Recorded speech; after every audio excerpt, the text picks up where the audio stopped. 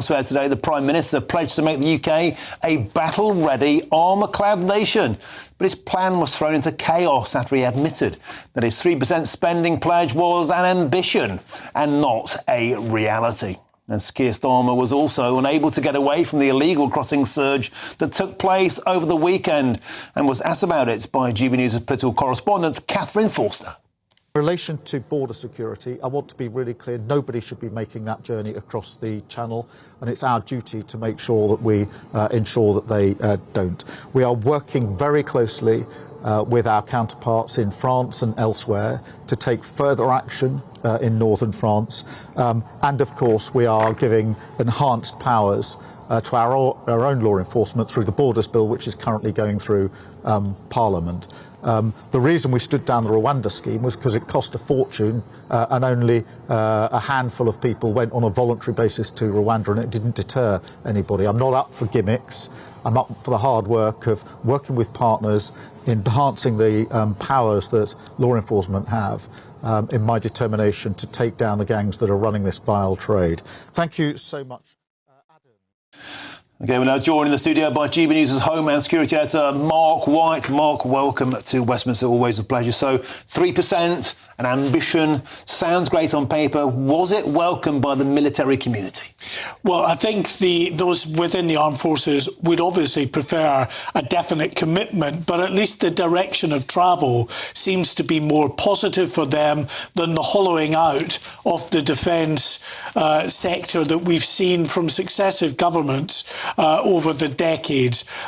So Keir Starmer saying today he wants it to be the ambition of this government to stop the hollowing out of the armed forces in this country. But it's not a firm commitment. Having said that, though, the chief of the Defence Staff, Rear Admiral Sir Tony Radakin, had a positive spin on it, as you might imagine, of course, being the most senior armed forces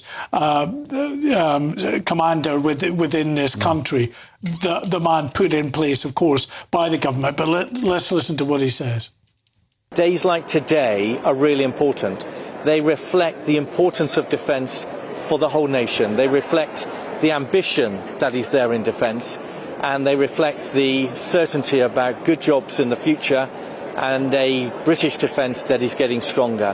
And all of that helps so that people know they can join their armed forces, they can serve their country, and they can have the assuredness of the great careers that we offer.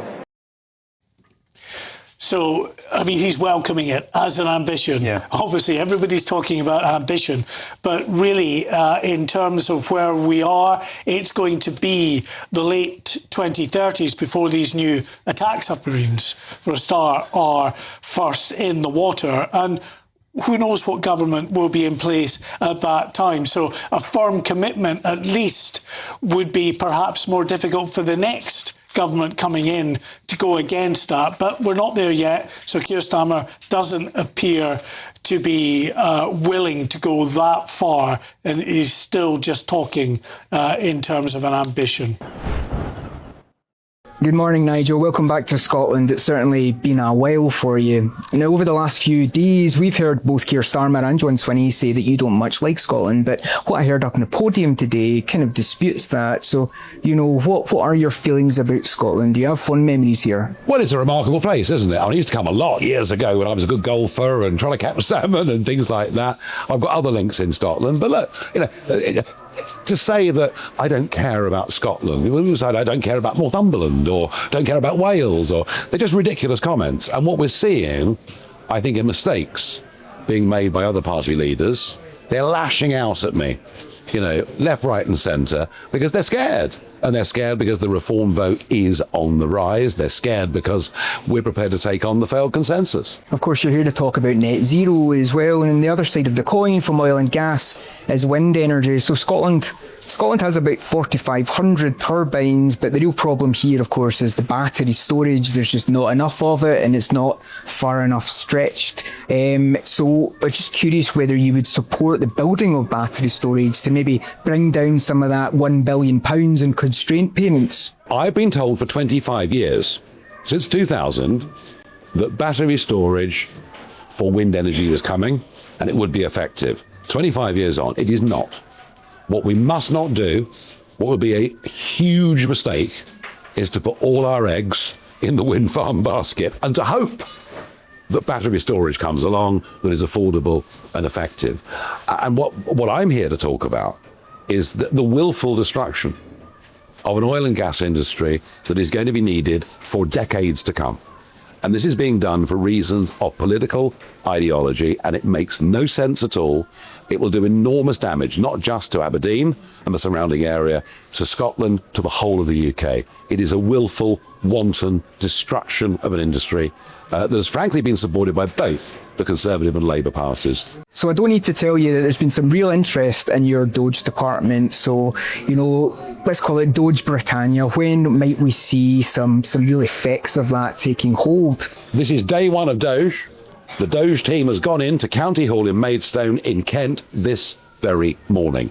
A team of young tech entrepreneurs who are not being paid. They're doing it of their own free will, and we're going in to have a look at Kent, to have a look at the contracts, to have a look at the expenditure.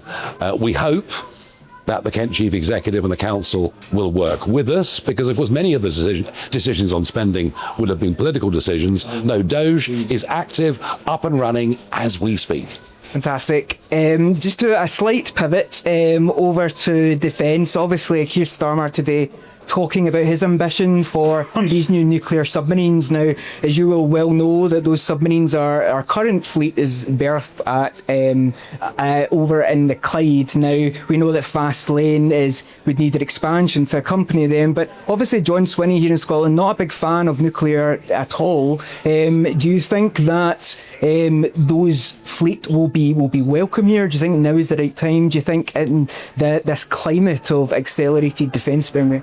I think the SNP and John Swinney are wrong on nuclear, full stop. The rest of the world is saying, do you know what? The one thing nuclear gives us is baseload, continuous, reliable energy. They've turned their backs on that.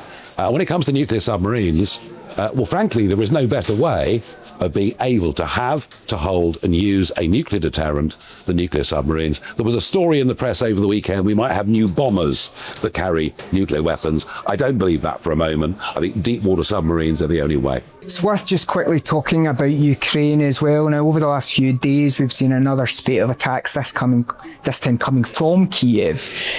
Just curious to get your thoughts on what Zelensky's allies and whether they are actually doing a good enough job of steering him towards a path to peace. Now, obviously, this is a very complex situation and it's been going on for numerous years now, but I'm sure the 28,000 Ukrainians that have temporarily settled here would certainly like to know your view on that. Well, I mean, obviously what's happened overnight seems to be an astonishing attack.